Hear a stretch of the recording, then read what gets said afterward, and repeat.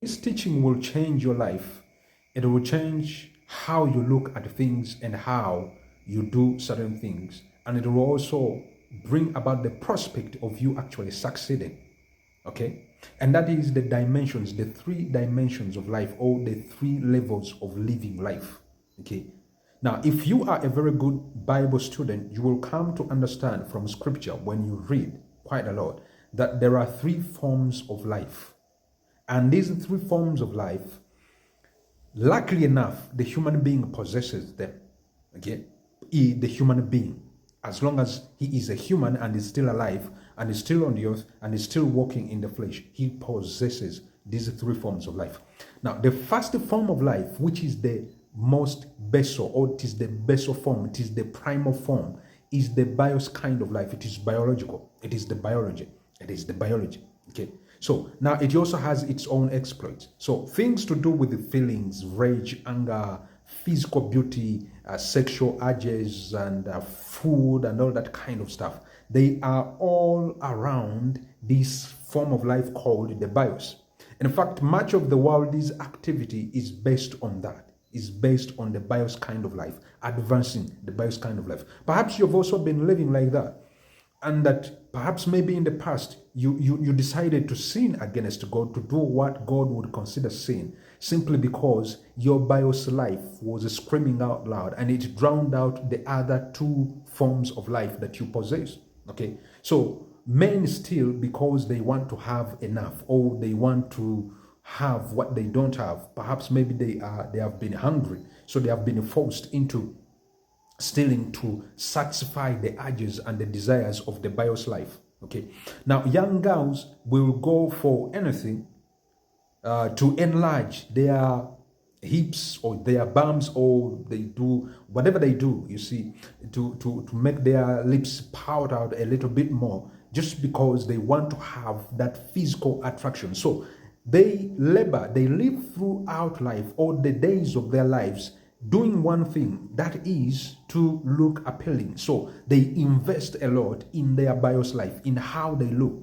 The young men hit the gyms to grow their muscles big, you see, so that they might look attractive to the opposite sex, or that they might look to be whatever it is, to be handsome, whatever it is. Okay, so they do all these things. Now, in the stages of human progress and development, you see, you can even see right now that in the popular culture, you see, that there was a certain time when movie actors, the bigger the muscles a man had, the bigger the muscles an actor had, the more he was found to be suitable for a role in the movies. So we begin with men like Sylvester Stallone, okay, the muscles, the buffness. We come to Arnold Schwarzenegger, the buffness, you see. But nowadays, you begin to notice there is a shift away from men with the big muscles to men who are lean. They do not look imposing as such, but somehow they are intelligent. Okay, so now it is like there is a progression from men who were champions of physical feats. Okay, Samson was a champion of physical feats. Achilles, okay, Hercules, all those guys, physical guys, you know, physical guys, and they were considered to be demigods, the sons of the gods. Why? Because of the physical feats that they were able to accomplish. Okay, so now that is in the bios life, it is in the biological, but unfortunately for men who live according to that kind of life, see, in the realms of the spirit there is a verdict, and that verdict says that the flesh profits nothing.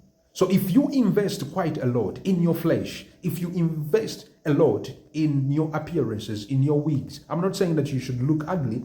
I'm not saying that you should leave yourself to just be undressed or unkempt and whatever it is. I'm not saying that. But what I'm saying is that just do it moderately, okay? Moderately. Now, so if you invest in that kind of life, the realms of the spirit have already passed a verdict upon the flesh, or the bios life, and they have said that the flesh profits nothing.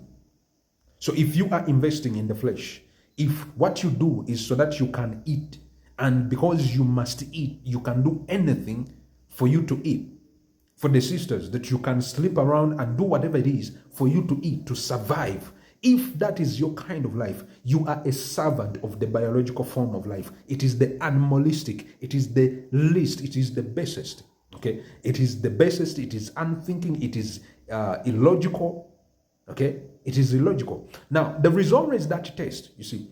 And that test is not always passed by very many people. And in the Bible, we are offered a classic example, and that is Eve. Okay? She was tested with the food. It always came back to food. Food. See, there are certain appetites as you grow in life that you need to take charge of and to take hold and control of. So the appetite for food, then there is the appetite for sex, and then there is the appetite for control or power or money. So if you find yourself that you are not controlled by these appetites, that they will not move you to do anything that is against your will or you wouldn't want, then you have total control. Okay? And that's why he says that the love of money is the root of all evil. Because what you love will control you. If you love God, he will control you. If you don't love God, he will not control you. If you don't love God, you will not keep his commandments. If you love God, you will keep his commandments. You see, God is not loved through feelings or how you feel and think of him. No, God is loved in you obeying his commandments. If you don't obey his commandments, you do not love him. If you love him, you obey his commandments. And his commandments are that you believe on his son, Jesus Christ. That is commandment number 1. And then the second commandment is that you have faith. Have faith. And that is the second commandment. And then commandment number 3 is that you love your neighbor as you love yourself. You love the brethren. So there are 3 commandments in the New Testament that you must keep. If you keep these ones, well and good, then you love God. If you don't keep them, you don't love God.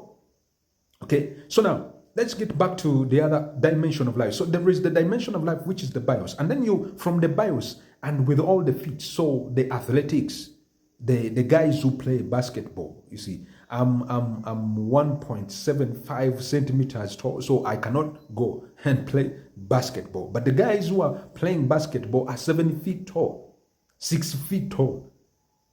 Tall dudes. Why? It is the bios life and it has benefited them in such a manner. That's why they have been very good. And then the second dimension of life is the suke or the soulish realm. And that is, it houses the intellect, reasoning capacity, rationality, logic, deductions, science. So this realm has also been exploited by mankind. And because of that realm, the soulish realm, the intellect, that's why I'm able to talk to you via TikTok. That's why I'm able to talk to you via YouTube, via whatever the platforms. All the technological marvels and wonders that mankind has created are because of this suke. So, and in fact, the entire education system exists to educate men, to equip men to excel in that realm of life, and that is the suke. Okay, but now more than the suke is the other third kind of realm, or the third realm of life, which is the life of Zoe, or the God kind of life, the life of God. So man has the biological, man has the animalistic, and man has the suke, the intellectual. But also man has access to the Zoe, the God kind of life, and that happens in Jesus Christ. That's why as a prophet or as a minister of the gospel or as a believer, you can speak to a disease and that disease goes away. Why? You have the life of God. What is being made manifest in your life is the life of God. And that is more important. You see, I'm a computer scientist and a programmer, and I just had trouble, you see. For close to 2 days, I was trying to debug a program. I said, why am I even suffering? I had tried all and exhausted all I knew how to solve the problem. It wasn't working. So I turned to the Zoe. And that is the beauty of being a Christian, is that you can hope from the suke to the Zoe. So I hoped to the Zoe. And what I did in the Zoe was that I spoke in tongues. As I prayed more in tongues while working on the problem, later on, as I persisted, all of a sudden I had a knowing. You see, that is one way that God communicates with us, that he gives you a knowing where you know that you know. So I had a knowing in me that it was done, that it was done. I prayed in tongues, that it was done. And indeed, it got done. So yesterday I found the solution after 3 days of suffering until I hopped into the Zoe kind of life. So it is the same thing with your life. you can tap into the Zoe.